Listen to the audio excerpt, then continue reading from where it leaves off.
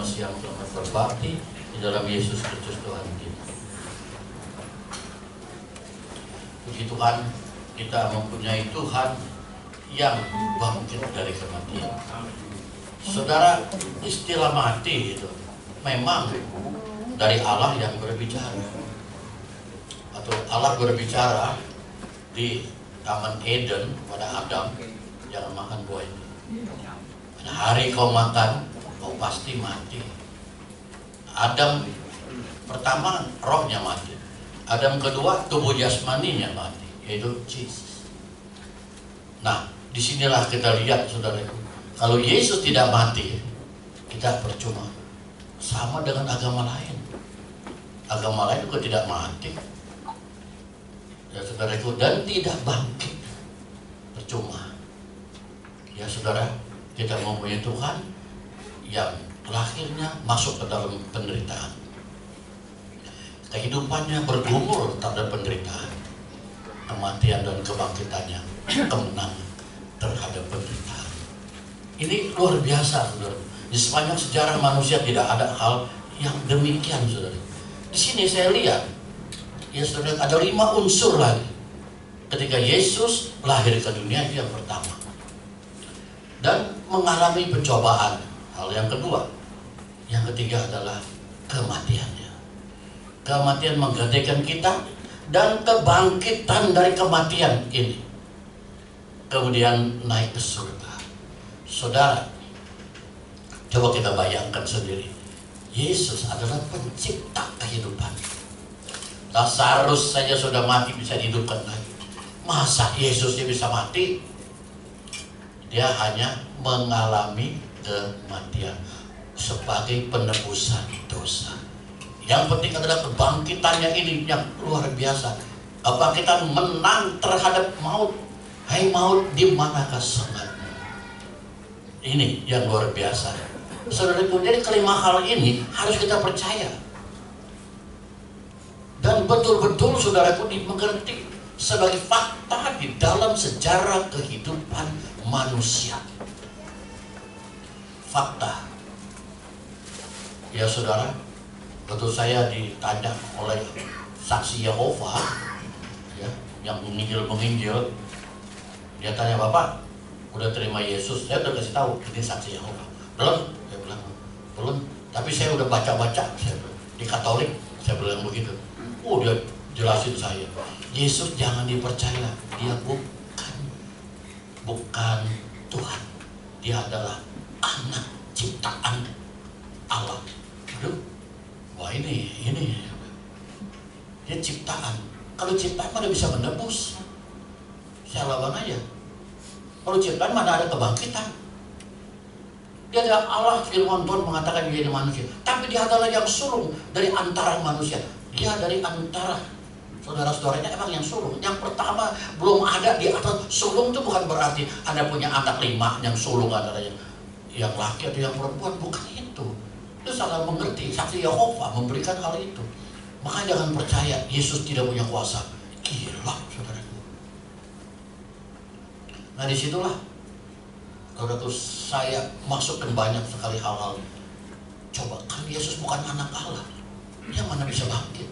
Dan kalau Yesus bukan Allah sendiri jadi manusia, mana mungkin kelahiran surga ikut campur tangan? Surga itu malaikat-malaikat datang, tentara surga datang, dan lagi kita lihat orang Majus datang, semua pada datang, saudaraku. Siapakah Yesus? Nah inilah, saudara, dia akan menyesatkan kita, saksi Yehova. Hati-hati loh. Jangan percaya dia mau ngomong apa. Kalau kita tidak punya kekuatan, tidak punya pengertian di dalam hal kebenaran firman Tuhan, kita bisa berpikir, iya juga ya. Ayat bilang dia yang sulung dari ciptaannya. Nah jangan, oh iya kalau gitu Yesus ciptaan. Soal ciptaan mana mungkin bisa bangkit? Semua orang yang udah mati gak bangkit lagi. Biar mau Cetung, Stalin, ya saudaraku, itu pemimpin-pemimpin negara semua yang bangkit. Tapi di sini Yesus pencipta kehidupan tidak mungkin mati. Mengalami kematian untuk apa? Untuk menebus dosa kita. Ini saudaraku, kalau kita lihat kelima hal ini, saudaraku, kita harus benar-benar memahaminya. Dari kelahiran, ya saudaraku, sampai saudaraku mengalami pencobaan, sampai Yesus mati menggantikan kita, dan di situ bangkit dari kematian. Nanti kita lihat dia naik ke surga. Wah, ini klimaksnya, saudara. Nanti 40 hari kemudian, ya, setelah hari ini 40 hari. Nah, saudara, mungkin ada orang bertanya kepada kita. Ada yang pernah bertanya pada saya, Pak Eko, Yesus mengatakan, akulah jalan dan kebenaran dan hidup. Tidak ada seorang yang bisa datang kepada Bapa kalau tidak melalui aku. Betul? Yes. Nah itu, nabi-nabi gimana? Belum ada Yesus. Tidak ada satupun. Kalau kita nabi-nabi, sekarang kemana? Ada di mana, Pak? Ada di Hades dulu. Sekarang udah di Firdaus. Kan nggak perlu ada Yesus. Ada tertulis. Yesus waktu hari pertama mati, dia turun ke dunia orang mati yang ada di Hades. Saudara, ada ayatnya? Ada. Di dalam Efesus 4 ayat 8 dan 9. Efesus pasal keempat ayat 8 dan 9. Coba tolong. Nah, itulah sebabnya kata Nas, tak kala ia naik ke tempat tinggi, ia membawa tawanan-tawanan, memberikan pemberian-pemberian kepada manusia. Dia naik, dia bawa tuh yang dari bawah. Coba ayat berikutnya. Nah, bukankah ia telah naik, berarti bahwa ia juga telah turun ke bagian bumi yang paling bawah. Jadi itu nabi-nabi diangkat, saudara. Firaun diangkat nggak? Kalau pikiran saya, tahu sependapat apa nama saudara, diangkat. Kenapa? Orang yang nyalip dia aja diampunin dosanya, betul? Yang lain, saudaraku, waktu zaman Nabi Nuh semua diangkat deh. Tapi mereka nggak tahu belum ada Yesus. Nabi-nabi, raja-raja mungkin yang dulu, ya saudara, orang-orang yang itu. Tapi Allah pernah menghukum Sodom dan Gomora, habis secara daging, dimatiin, dibakar. Jadi Yesus waktu disalib saja masih bilang, Bapak ampunilah mereka, mereka tidak tahu. Nah itu film The Passion of Christ, saudara, itu ada bunyi begini, ya salibkan Yesus, dosanya kami yang tanggung. Saudara coba, orang Yahudi disuruh nanggungin dosa. Memang kalau kita lihat, saudaraku, di Alkitab, orang-orang Romawinya udah nggak ada, udah mati yang nyalibin. Nah, orang Yahudi kan masih ada. Dosanya ditanggung oleh kami itu semua. Makanya dibeli itu film. Dibayar, buang kata-kata itu. Orang Romanya udah nggak ada. Saya tahu dari begini dari mana? Dari Stephen Tong. Stephen Tong khotbah.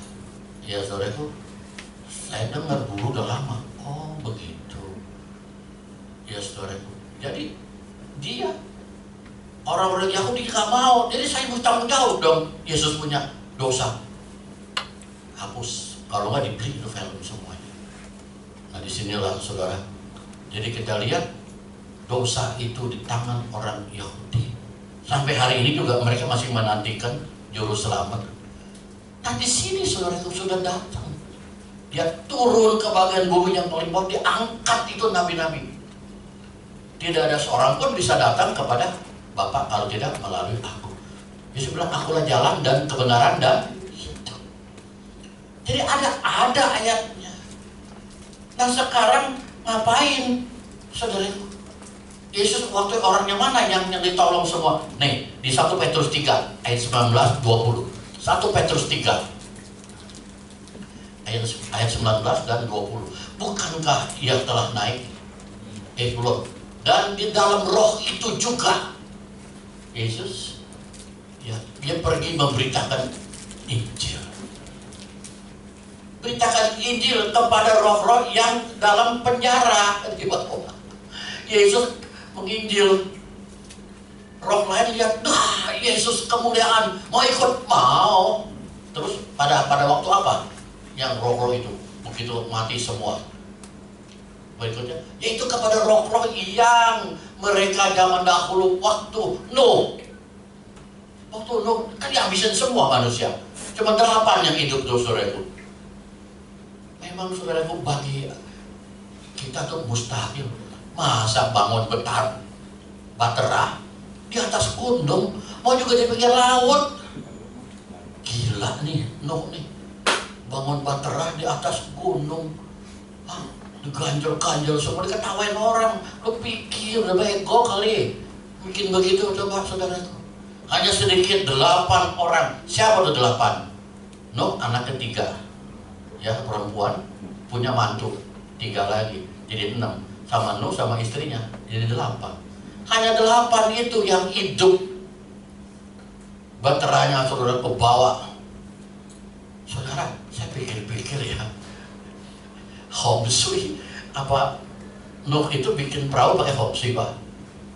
Lebarnya sekian, panjangnya sekian, ngadepnya kemana, pintunya berapa, ada Homsinya juga nih. Saya baca-baca ya, muatnya bagaimana supaya tahan goncangan, tahan air.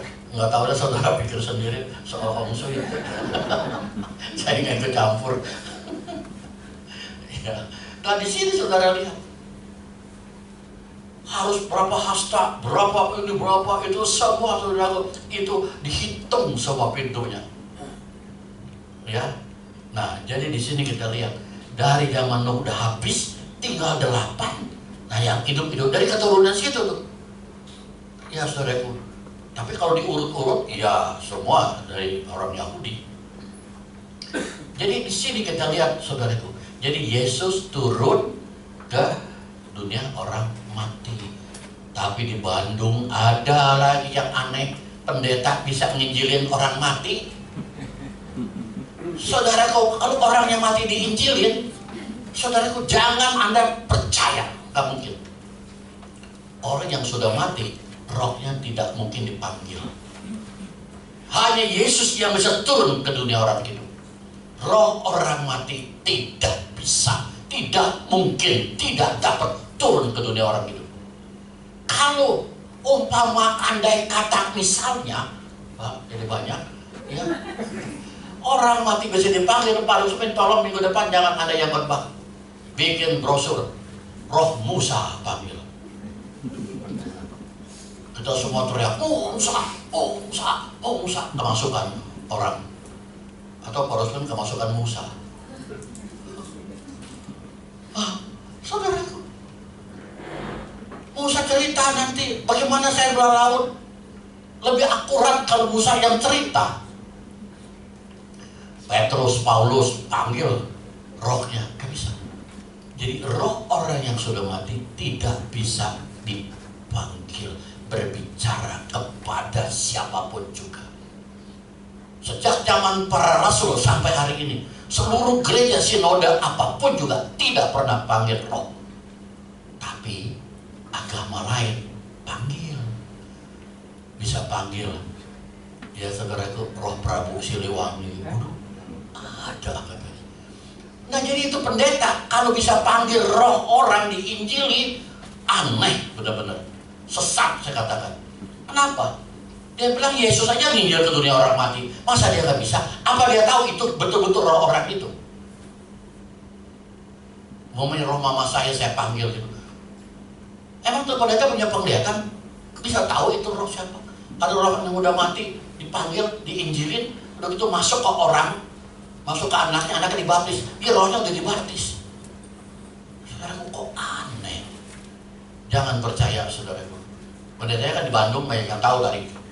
Udah cerita tadi, ya, sama teman dia, udah ngomong, ya, tahu ya siapa ya. Nah itu saudara. Jadi roh tidak bisa dipanggil yang orang sudah mati. Kalau bisa enak, pendeta nggak laku, panggil aja pendusta. Ya, dia khotbah, panggil Yohanes di Pulau Patmos. Gimana sih Nas? Tolong dong. Ceritain sini, nggak habis-habisnya tuh. Ya saudara, ini disinilah kita katakan orang yang sudah mati tidak bisa dipanggil. Hanya Yesus yang bisa turun ke dunia orang mati. Kita nggak bisa. Nggak bisa turun ke dunia orang mati, saudara. Jadi di sini jelas, saudara itu, rohnya diangkat kembali. Ada yang tanya, Pak Eko, kalau orang yang di hutan, yang belum pernah dengar Yesus, kata-kata Yesus buat ada yang dengar. Di hutan tuh Coca-Cola, dia tahu, saudara. Yesus nggak tahu. Buat saudara, ya minuman dia tahu, Coca-Cola Yesus dia nggak tahu. Bagaimana Pak? Kamu yang sudah mati, ke surga apa ke neraka? Ada jawabannya, saudaraku. Ya, dijawab aja, saudaraku. Anda nanti ada yang nanya begitu, kasih jawabannya. Yaitu di Roma pasal yang kedua, ayat 14 sampai 16. Roma pasal yang kedua. Apabila bangsa-bangsa lain yang tidak memiliki hukum Taurat di hutan, ya, orang Dayak nggak punya hukum Taurat, oleh dorongan diri sendiri melakukan apa yang tercantum dalam hukum Taurat. Ada kan pemimpinnya kekuasaannya, nggak boleh begini, nggak boleh begitu, dia melanggar sendiri. Maka walaupun mereka tidak memiliki hukum Taurat, mereka menjadikan hukum Taurat bagi diri mereka sendiri. Saudara itu mesti baik, mesti ini, mesti ini. Nah, kemudian saudara lihat lagi ayat berikutnya. Apa ayat berikutnya? Sebab dengan itu mereka menunjukkan bahwa isi hukum Taurat, saudara, ada tertulis dalam hati mereka. Dalam hati mereka, dan suara hati mereka turut bersaksi, dan pikiran mereka saling menuduh atau saling membela. Oh, saya nggak salah pun sudah mereka bikin ini, saya enggak. Ya, saudara. Nah, terus berikutnya dikatakan apa? Hal itu akan nampak pada hari bila mana Allah sesuai dengan Injil yang kuberitakan akan menghakimi segala sesuatu yang tersembunyi dalam hati manusia oleh Kristus Yesus. Tetap diadili, saudara. Tetap. Jadi mereka menjadikan dirinya hukum Taurat. Jadi kalau ada orang bilang, gimana tuh? Orang di hutan, di pedalaman yang tidak pernah dengar firman Tuhan, kemana? Tetap diadili. Jadi ada ayatnya, saudara. Jangan kita belum nggak tahu, belum tahu di sono. Ya, coba aja tanya yang lain. Tanya yang lain, siapa yang lain? Dia juga nggak ngerti. Ya, saudara, di sini ada semua firman Tuhan ada, saudara. Sekarang saya juga heran, ya. Paulus bisa mengatakan dalam Kisah 13 ayat 40. Kisah 13 ayat 40. Kisah 13 ayat 40. Karena itu waspadalah, supaya jangan berlaku atas kamu apa yang telah dikatakan dalam kitab nabi-nabi. Wah, kitab nabi-nabi kan, jangan sampai terjadi atasmu apa yang nabi-nabi ngomong. Kenapa? Sebab nabi-nabi ada di bawah hukum Taurat. Ya, saudara, ngomong apa tetap Taurat, nggak bisa lewat. Hanya Yesus. Sekarang hanya kita Yesus. Firman Tuhan mengatakan apa di dalam Ibrani pasal yang pertama? Saudara itu dikatakan apa? Ibrani pasal yang pertama ayat pertama dikatakan apa? Setelah pada zaman dahulu Allah berulang kali dan berbicara dengan berbagai cara kepada nenek moyang kita dengan perantara nabi dulu. Nah, sekarang yang kedua dikatakan apa? Ayat berikut, maka pada zaman akhir ini Dia telah berbicara pada kita dengan perantara anaknya Yesus. Nggak perlu nabi. Ada gereja ada yang punya roh kenabian, nggak perlu, udah nggak kepake di sini. Sekarang roh Yesus, saudaraku, yang tetapkan sebagai yang berhak menerima sehat yang ada oleh Dia, Allah telah menjadikan alam semesta.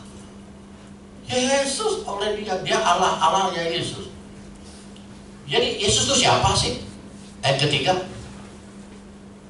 Ia adalah cahaya kemuliaan Allah dan gambar wujud Allah. Kalau Anda lihat Yesus, Allah kayak gitu. Lihat Yesus, Allah seperti itu. Kemarin saya waktu ada pekerjaan, saya tanya, Yesus tuh rambutnya gondrong apa pendek? Nggak ada yang jawab, saya juga nggak tahu. Zaman dulu itu rambutnya panjang apa pendek? Kenapa saudaraku? Karena gara-gara Paulus ngomong begitu. 1 Korintus 11 ayat 14. 1 Korintus 14 ayat 11. Dikatakan apa? 1 Korintus 14 ayat 11. 1 Korintus 11 ayat 14. Kita balik tuh. 1 Korintus 11 bukan 14. Nah, bukankah Allah sendiri menyatakan kepadamu bahwa adalah kehinaan bagi laki-laki jika dia berambut? Yesus rambutnya segini. Yang mana yang benar? Ya, tanya pendeta lain coba. Dia ngomongnya apa?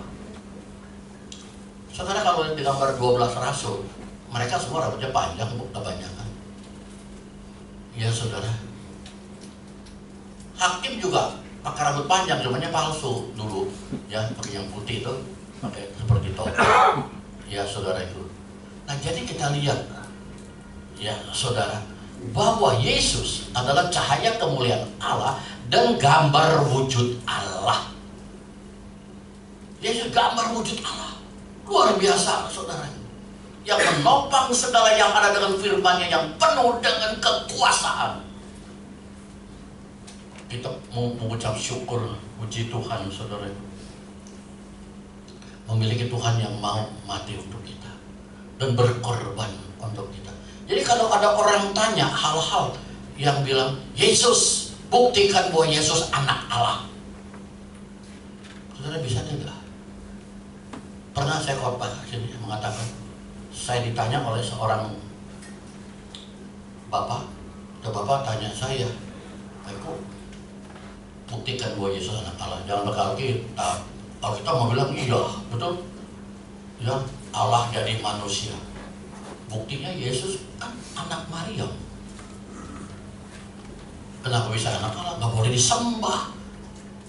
Dia bukan Allah. Bisa nggak buktikan? Bisa. Buktikan saudara. Ya, karena saya pernah ditanya dulu, udah lama, dan saya pernah ucapkan juga di sini. Saya tanya, Bapak punya anak? Punya. Berapa? 3. Saya ketawa. Ini bener Pak. Nggak percaya saya punya anak. Emang Bapak bisa beranak? Dia kan laki-laki, nggak mungkin bisa beranak. Oh, istri saya yang beranak. Oh, itu anak istrimu. Dia yang beranak. Kalau kamu yang beranak, anak istrimu. Kamu, kalau itu anak istrimu. Tunggu, benih saya masuk kandungan istri, jadi anak saya. Itu betul. Nah, Anda menikah dengan istri itu, ya. Jadi Anda menikah, setelah menikah benih Anda ada dalam kandungan istri, itu anak-anak, betul. Itu harus diakui.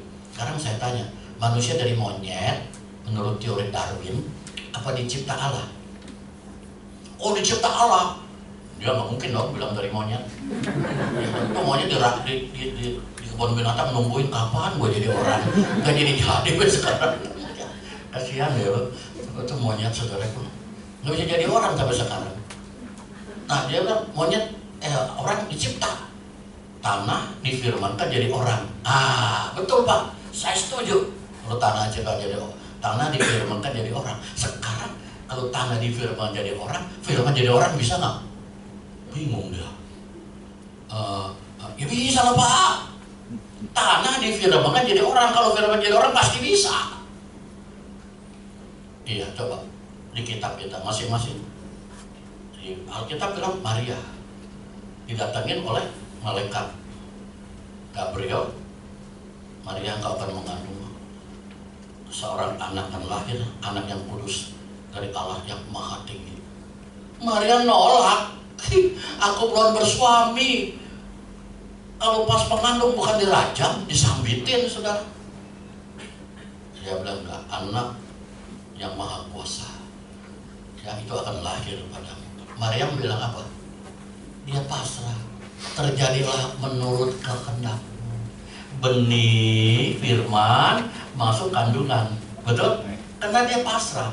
Terjadilah menurut kehendakmu, masuk firmannya. benih masuk kandungan. Firman itu adalah Allah. Jadi dia adalah anak Allah. Benar. Apalagi kita nyanyiin anak Allah, Yesus namanya, Yesus. Ya, anak Allah, Yesus namanya. Jadi benar saudara itu, benih masuk kandungan Maria.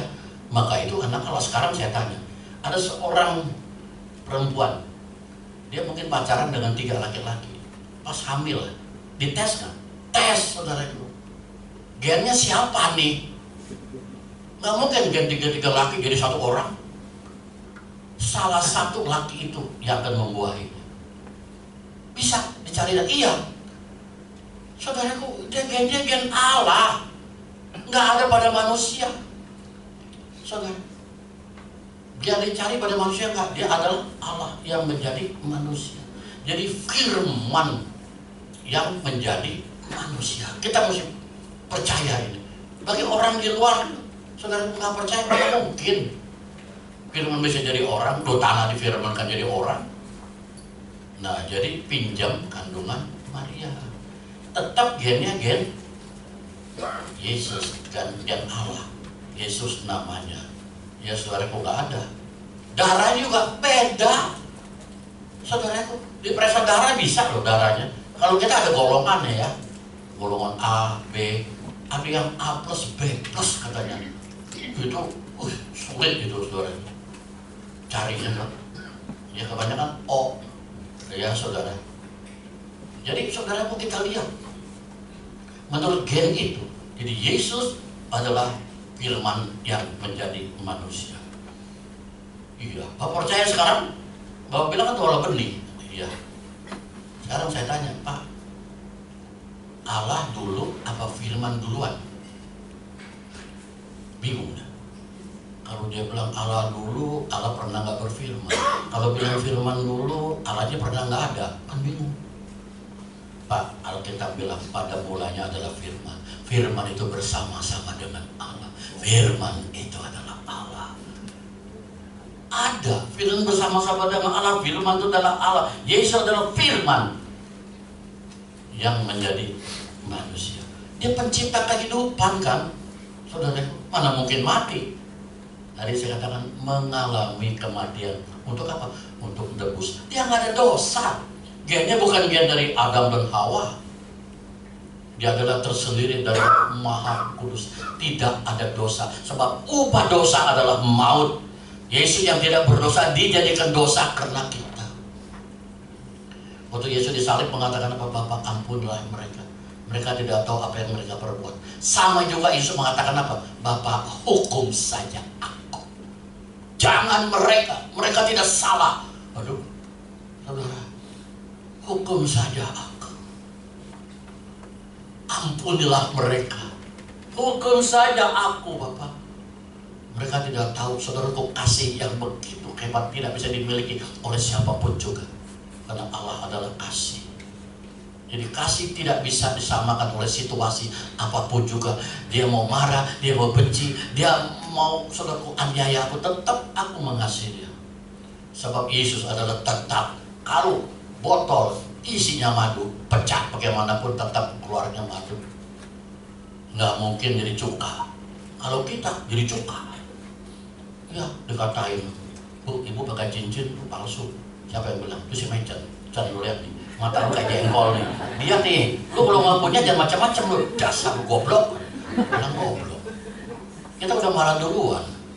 Ya tadi itu Yesus enggak. Sampai dia aniaya, dipukul, tetap Bapak ampunilah mereka. Kita nggak punya kasih. Kita hanya tahu komponen tentang kasih. Kasih itu panjang sabar, lemah lembut, ya saudara itu, ya. Jadi tidak kasar pada orang, tidak suka marah gitu. Nggak ada. Maka itu Yesus luar biasa. Jadi kasih tidak bisa dipengaruhi oleh situasi apapun juga. Kita, saudaraku, bisa marah-marah. Nah, saudaraku, kalau kita lihat di sini, saudaraku, luar biasa, saudaraku. Waktu Yesus kuburannya terbuka, Maria Magdalena datang rame-rame. Saudaraku, udah nggak ada malaikat. Ya saudaraku berbicara. Bicara apa? Saudaraku, Mengapa engkau mencari orang-orang hidup di antara orang mati? Tuh, cari orang-orang hidup di antara orang mati. Coba lihat ayatnya, Lukas 24 ayat 5 dan 6. Pagi-pagi datang dulu, lihat terbuka. Lalu dia berkata kepada mereka, "Hai kamu orang bodoh," ya katanya, "dan lamban hati, sehingga kamu tidak percaya segala sesuatu yang telah dikatakan para nabi." Terus, bukankah Mesias harus menderita semuanya itu untuk masuk ke dalam kemuliaannya? Saudara, ini luar biasa. Ayat berapa itu tadi? Ya, saudara, jadi untuk apa? Ayat 5 dan 6 ya. 5 dan berapa itu nggak kelihatan? 26. Salah coy.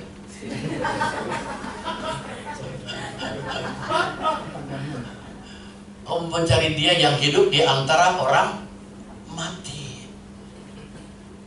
Siapa bisa gulingin batu? Saudara, Yesus. Jadi Yesus waktu hari pertama turun ke dunia orang mati. Saudara, jadi waktu Yesus bangkit tidak lagi di itu batunya digulingkan. Siapa yang kuat gulingan batu begitu gede? Ya saudara, kuasa Yesus. Kalau Anda punya kuasa Yesus, Anda sanggup gulingkan batu. Dan bantal guling kan batunya guling. Saudaraku, jadi kita lihat, ya saudaraku, buat apa kemudian kemarin nggak bisa ditemuin di kuburan ini? Karena Tuhan sudah tidak ada lagi di sini. Dan waktu Yesus bangkit juga saudaraku nggak dalam kuburan lagi. Di tengah jalan ketemu yang lain. Yesus mempunyai tubuh kemuliaan. Jadi waktu ketemu dengan murid-muridnya, Yesus tembus ruang dan waktu. Ini tubuh kemuliaan. Dia begitu masuk, murid-muridnya lagi sedang diskusi mengenai Yesus. Yesus datang. Shalom, damai sejahtera bagimu. Wah, pada bingung. Tuhan dikira hantu. Tendang nilai tangannya. Yesus makan lagi. Makan ikan. Di sana ada sediakan ikan bakar. Ya saudara, jadi di sini tubuh kemuliaan kita begitu udah dibaptis juga punya tubuh kemuliaan yang begitu. Cuman kita kurang menghayati tentang kekuatan roh. Kalau kita menghayati kekuatan roh, saudaraku, kita akan lihat kuasa yang luar biasa, saudara. Mujizat yang terbesar adalah apa? Mujizat yang terbesar adalah Allah membangkitkan orang mati menjadi hidup. Satu-satunya yang dibangkitkan oleh Yesus, Lazarus. Saudaraku, udah dibangkitkan tapi organ tubuhnya dibentuk kembali. Jadi semuanya bagus, semuanya serba baru. Jadi kalau Yesus ada dalam diri kita, kita juga bisa loh saudara. Bisa mempunyai satu kekuatan, kekuasaan. Saudara, Anda mesti benar-benar bisa menghayati, belajar. Kemarin waktu doa pemerintah, kalau ada salah satu aja dari kita di sini mempunyai karunia kesembuhan, orang buta Anda pegang dalam nama Yesus, dia melek. Nggak usah cari jiwa, besok datang minggu berikutnya 1000 orang, kita nggak bisa kebaktian di sini lagi.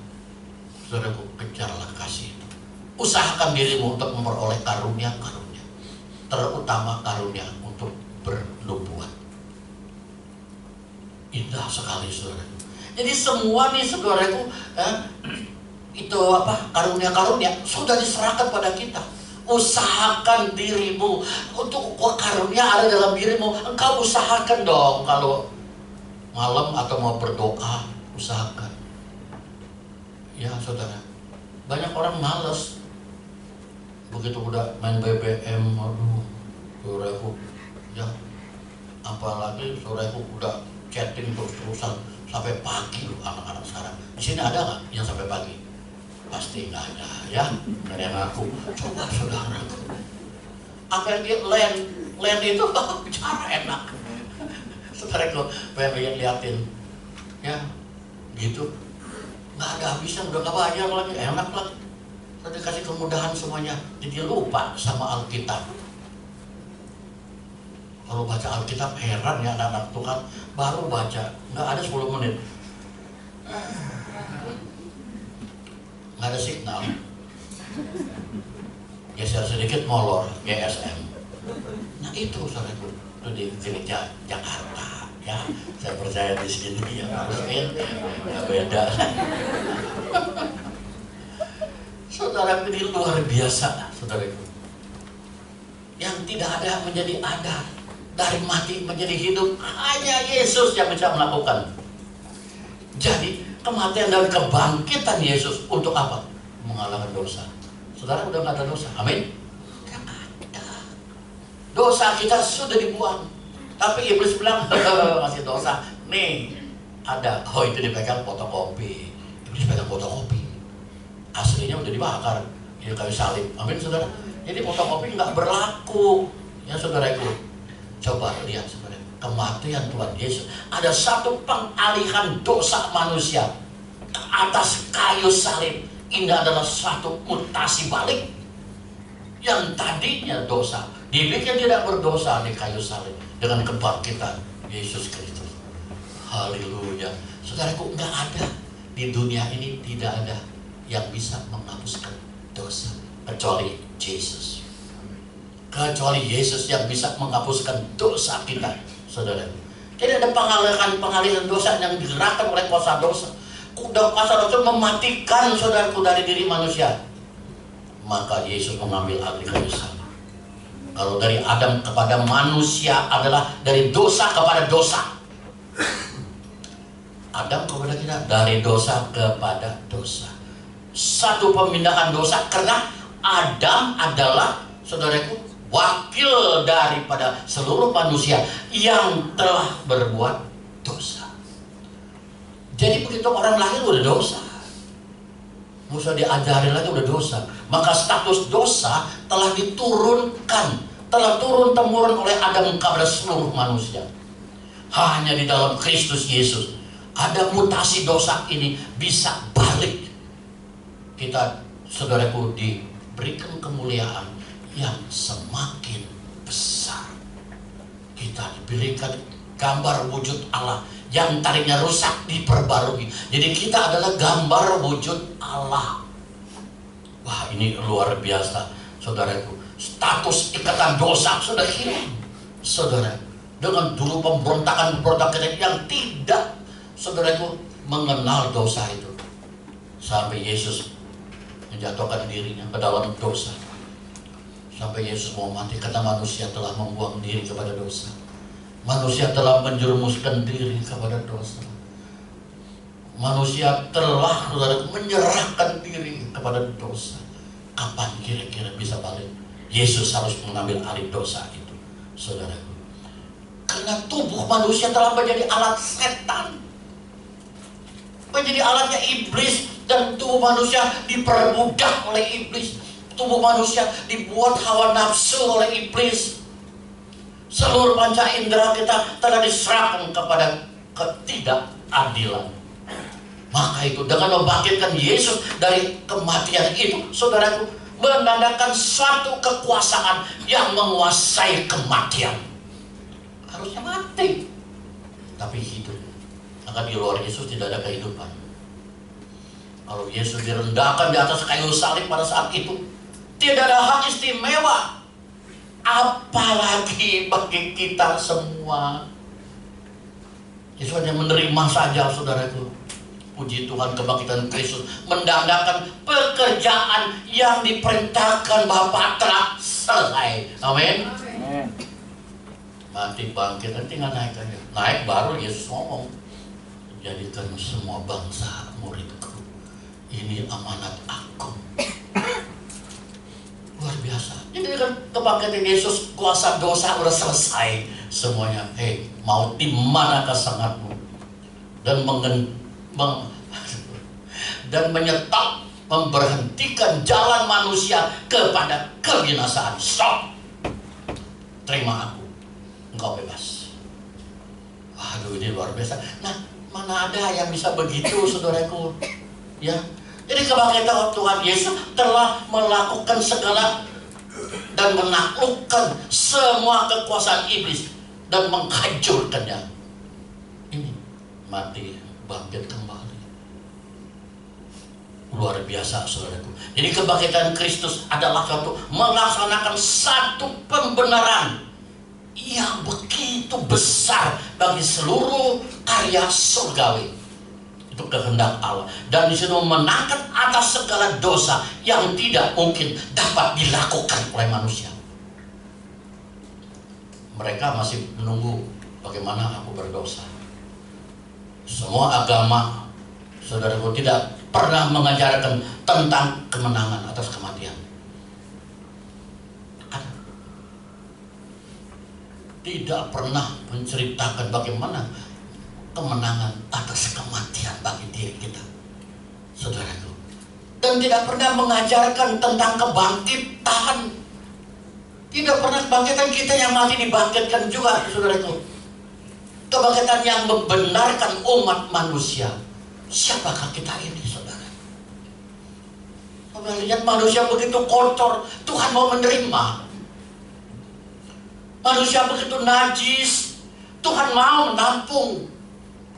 Saudaraku, manusia, saudaraku, begitu jauh dari Tuhan, ia mengorbankan dirinya supaya balik kepadaku. Aduh, luar biasa ini, saudaraku.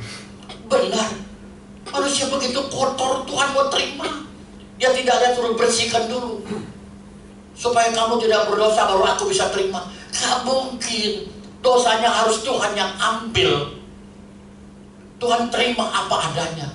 Bukan manusia ada apanya baru Tuhan terima. Apa adanya, jelek, bagus, kotor, dekil, endak, kumel, Pak, ikut Tuhan. Luar biasa, mas saudara. Manusia begitu murtad, saudaraku. Allah mencari kemana, tunggu, seperti anak yang hilang. Pada murtad.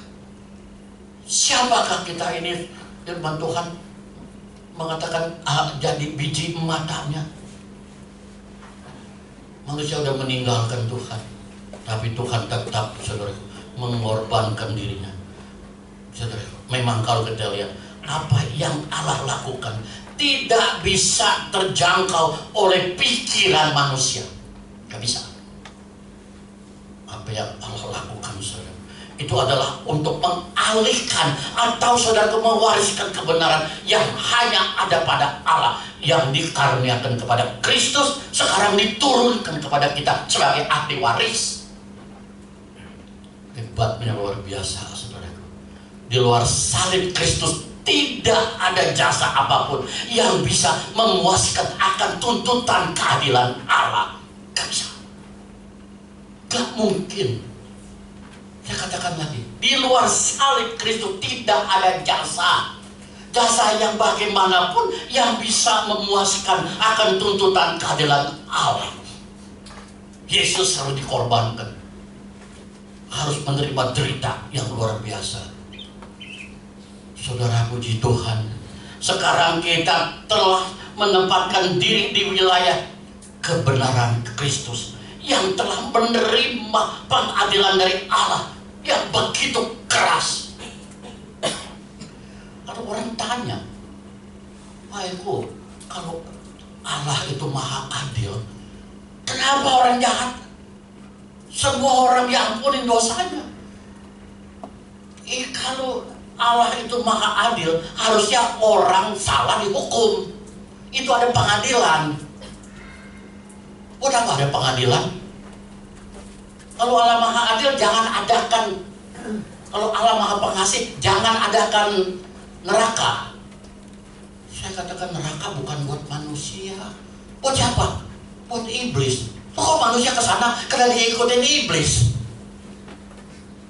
Cara iblis lah, ya, berbuat dosa lagi ini, ikut ke sana.